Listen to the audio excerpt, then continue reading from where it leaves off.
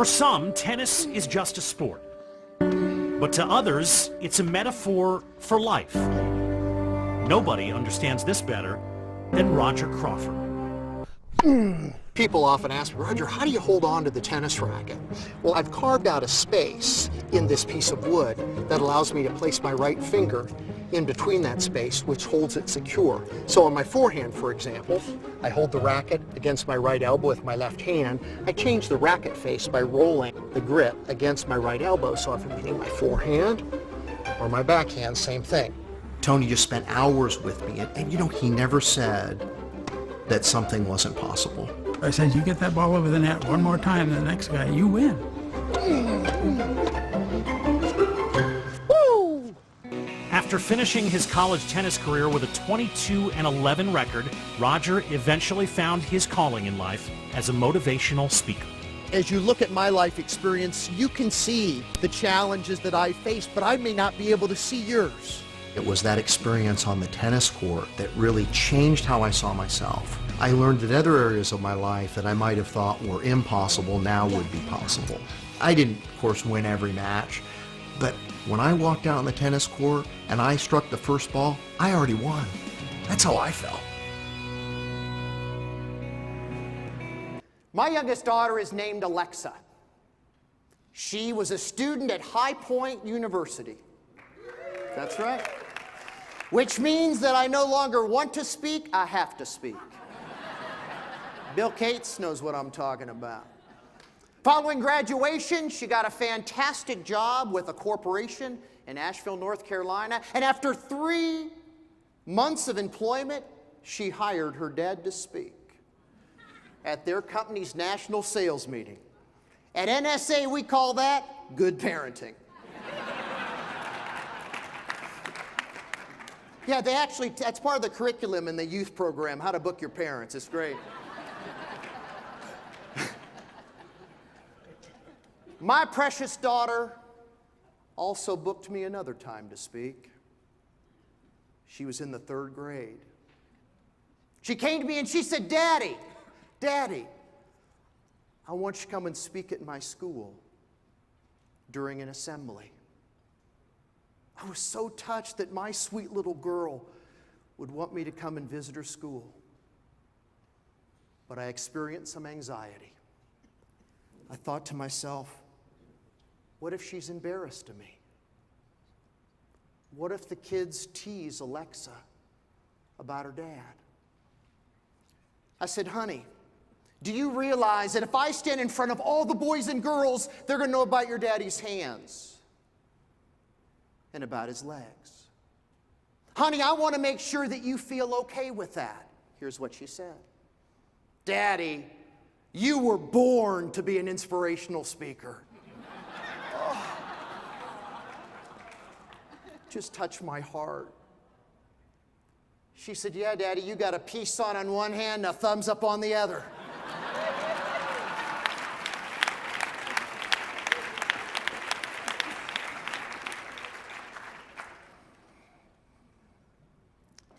My physical challenge affects me from the elbows down and from the knees down. I'll tell you the greatest challenge today in having 3 fingers and short arms. Selfies. I stretch out as far as I can. All I get, mugshots. That's it. When you give motivational speeches, what is your message over and over again to people? That there's a big difference in life between difficult and impossible.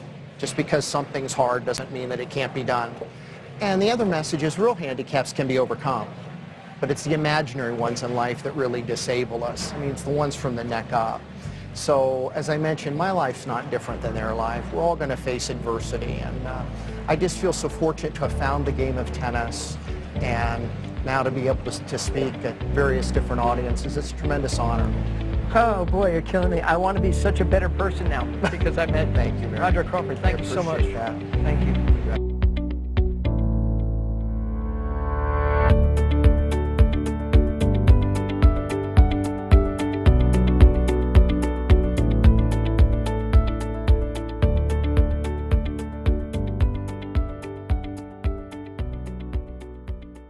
I was a football player and played defensive end.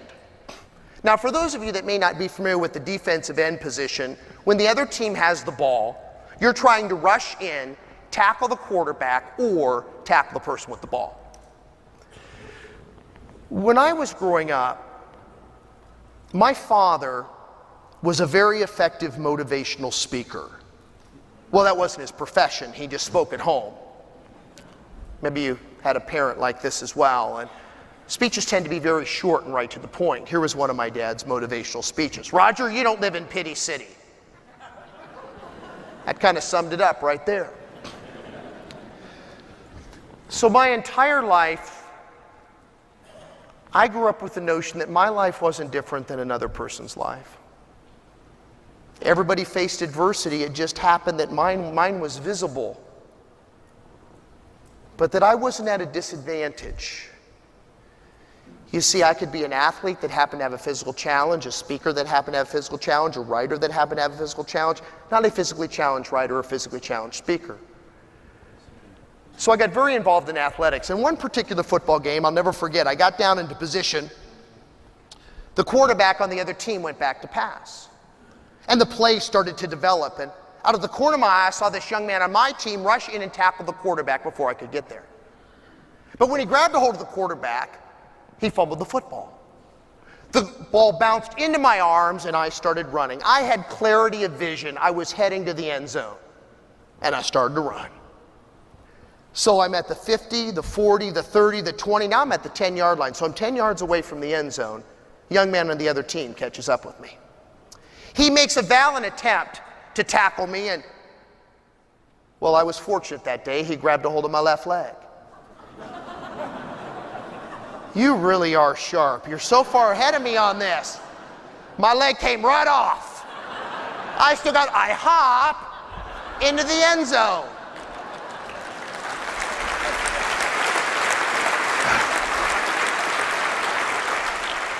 You could have heard a pin drop.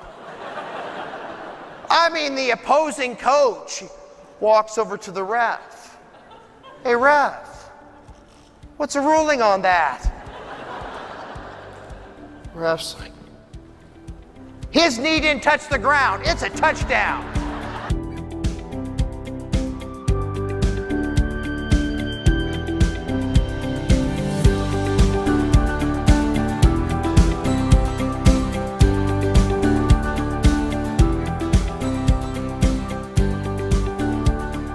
I have a member of our family who's a world champion. In fact, I have a picture of her. If we could bring that up, please. World champion and considered the greatest in her sport. She's a skeet shooter. She shot many years ago, still holds many, many world records. It's my mother-in-law. Just go ahead and take a look at that picture for a second. Mother-in-law. World champion.